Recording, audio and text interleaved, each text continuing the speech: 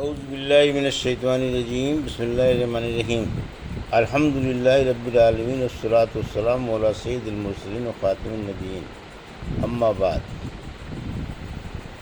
صحیح بخاری باب کتاب الشہادہ، حدیث نمبر 2676 اور 2677۔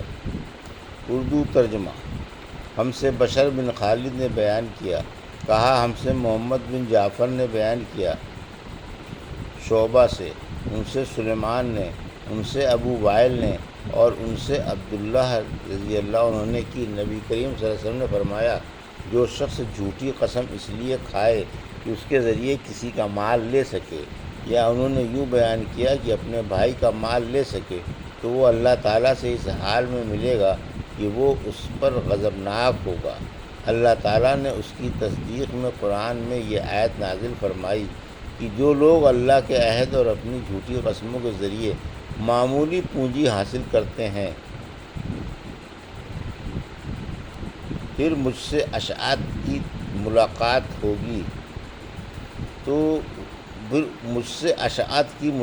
ہوئی تو انہوں نے پوچھا کہ عبداللہ بن مسعود رضی اللہ عنہ نے آج تم لوگوں سے کیا حدیث بیان کی تھی؟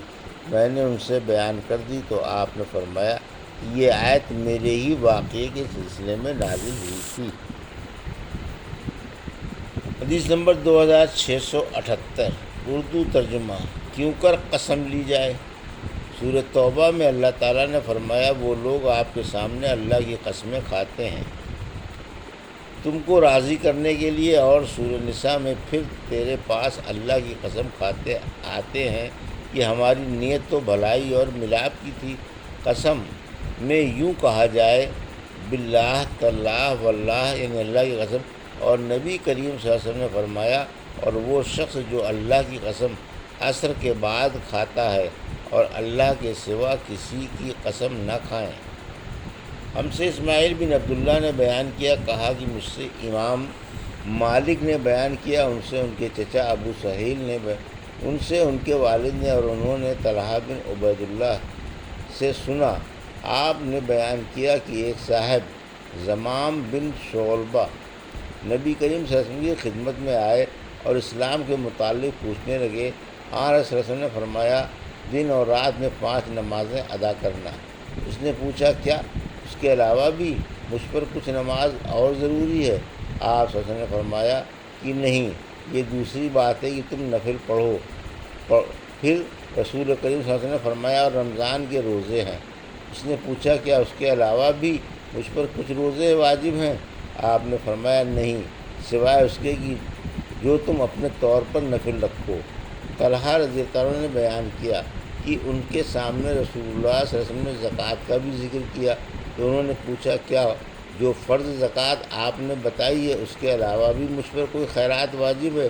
آن صلی اللہ علیہ وسلم نے فرمایا کہ نہیں، سوائے اس کے کہ جو تم خود اپنی طرف سے نفل دو۔ اس کے بعد وہ صاحب یہ کہتے ہوئے جانے لگے کہ اللہ گواہ ہے، نہ میں ان میں کوئی زیادتی کروں گا اور نہ کوئی کمی۔ رسول اللہ صلی اللہ علیہ وسلم نے فرمایا، اگر اس نے سچ کہا ہے تو کامیاب ہوا۔ حدیث نمبر 2679۔ اردو ترجمہ۔ ہم سے موسیٰ بن اسماعیل نے بیان کیا، انہوں نے کہا کہ ہم سے جبیریہ نے بیان کیا، انہوں نے کہا کہ نافع نے حضرت عبداللہ بن عمر رضی اللہ عنہ سے بیان کیا کہ نبی کریم صلی اللہ علیہ وسلم نے فرمایا، اگر کسی کو قسم کھانی ہی ہے تو اللہ تعالیٰ ہی کی قسم کھائے، ورنہ خاموش رہے۔ حدیث نمبر 2680۔ جس مدعی نے مدعا علیہ کی قسم کھا لینے کے بعد گواہ پیش کیے، اور نبی کریم صلی اللہ علیہ وسلم نے فرمایا تھا کہ یہ ممکن ہے کہ مدعی اور مدعا علیہ میں کوئی ایک دوسرے سے بہتر طریقے پر اپنا مقدمہ پیش کر سکتا ہو۔ طاؤس ابراہیم اور شریح رحمۃ اللہ علیہ نے کہا کہ عادل گواہ جھوٹی قسم کے مقابلے میں قبول کیے جانے کا زیادہ مستحق ہے۔ ہم سے عبداللہ بن مسلمہ نے بیان کیا، امام مالک سے ان سے ہشام بن عروہ نے،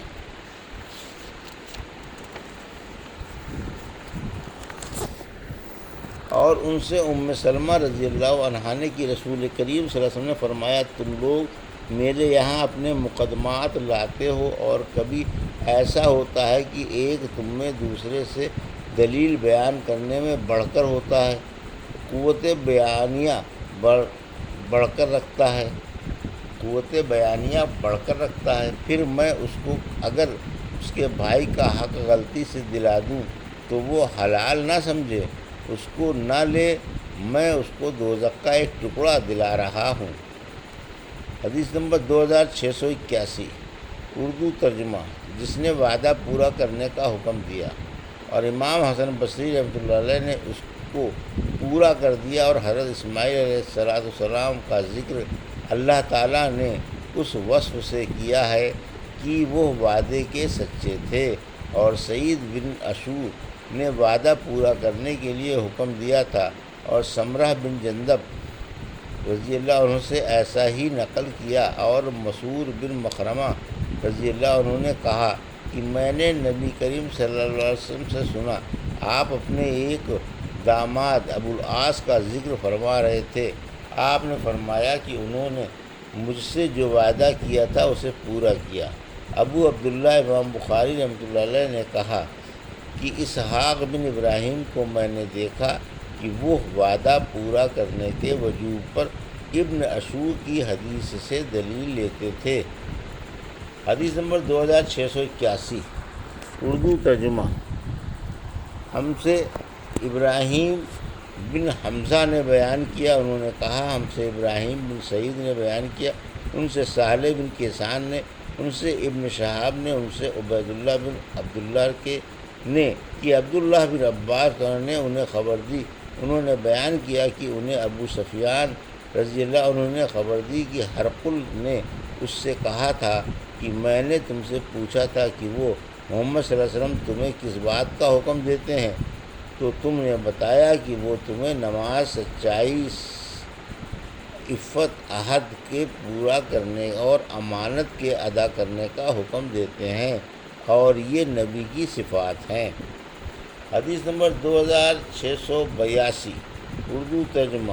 ہم سے قنیبہ بن سعید نے بیان کیا، انہوں نے کہا ہم سے اسماعیل بن جعفر نے بیان کیا، ان سے ابو سہیل نافع بن مالک بن ابی عامر نے بیان کیا، ان سے ان کے باپ نے بیان کیا، اور ان سے ابو ہریرہ رضی اللہ تعالیٰ عنہ نے بیان کیا کہ رسول اللہ صلی اللہ علیہ وسلم نے فرمایا منافق کی 3 نشانیاں ہیں، جب بات کہے تو جھوٹ کہی، امانت دی گئی تو اس نے اس میں خیانت کی، اور وعدہ کیا تو اسے پورا نہیں کیا۔ حدیث نمبر 2683، اردو ترجمہ۔ ہم سے ابراہیم بن موسیٰ نے بیان کیا، کہا ہم سے حشام نے خبر دی، ان سے ابن جریج نے بیان کیا، انہیں عمرو بن دینار نے خبر دی، انہیں محمد بن علی نے، اور ان سے جابر بن عبداللہ نے بیان کیا، کہا نبی کریم صلی اللہ علیہ وسلم کی وفات کے بعد حضرت ابوبکر رضی اللہ عنہ کے پاس بحرین کے عامل علاء بن حضرمی کی طرف سے مال آیا۔ ابوبکر نے اعلان کرا دیا کہ جس کا بھی نبی کریم صلی اللہ علیہ وسلم پر کوئی قرض ہو یا صلی اللہ علیہ وسلم کا اس سے وعدہ ہو تو وہ ہمارے پاس آئے۔ جابر نے بیان کیا کہ اس پر میں نے ان سے کہا کہ مجھ سے رسول اللہ صلی اللہ علیہ وسلم نے وعدہ فرمایا تھا کہ آپ صلی اللہ علیہ وسلم اتنا مال مجھے عطا فرمائیں گے۔ چنانچہ حضرت ابوبکر رضی اللہ عنہ نے 3 مرتبہ اپنے ہاتھ بڑھائے اور میرے ہاتھ پر 500، پھر 500 اور پھر 500 گن دیے۔ حدیث نمبر 2684، اردو ترجمہ۔ ہم سے محمد بن عبد الرحیم نے بیان کیا، کہا ہم کو سعید بن سلیمان نے خبر دی، ان سے مروان بن شجاع نے بیان کیا، ان سے تعلیم الفتح نے، اور ان سے سعید بن جبیر نے بیان کیا کہ ہیرا کے یہودی نے مجھ سے پوچھا موسیٰ علیہ السلام نے اپنے مہر کے ادا کرنے میں کون سی مدت پوری کی تھی، یعنی 8 سال کی یا 10 سال کی، جس کا قرآن میں ذکر ہے۔ میں نے کہا کہ مجھے معلوم نہیں، ہاں عرب کے بڑے عالم کی خدمت میں حاضر ہو کر پوچھ لوں تو پھر تمہیں بتا دوں گا۔ چنانچہ میں نے ابن عباس سے پوچھا تو انہوں نے بتایا کہ آپ نے بڑی مدت پوری کی، 10 سال، جو دونوں مدتوں میں بہتر تھی۔ رسول اللہ صلی اللہ علیہ وسلم بھی جب کسی سے وعدہ کرتے تو پورا کرتے تھے۔ یہ تھی صحیح بخاری باب کتاب الشہادہ کی حدیث نمبر 2676 سے 2684 کا اردو ترجمہ، جو ابھی آپ نے سماعت فرمایا۔ اللہ سے دعا ہے کہ اللہ ان حدیثوں کی صحیح سمجھ عطا فرما اور ان پر عمل کرنے کی توفیق عطا فرما، آمین یا رب العالمین۔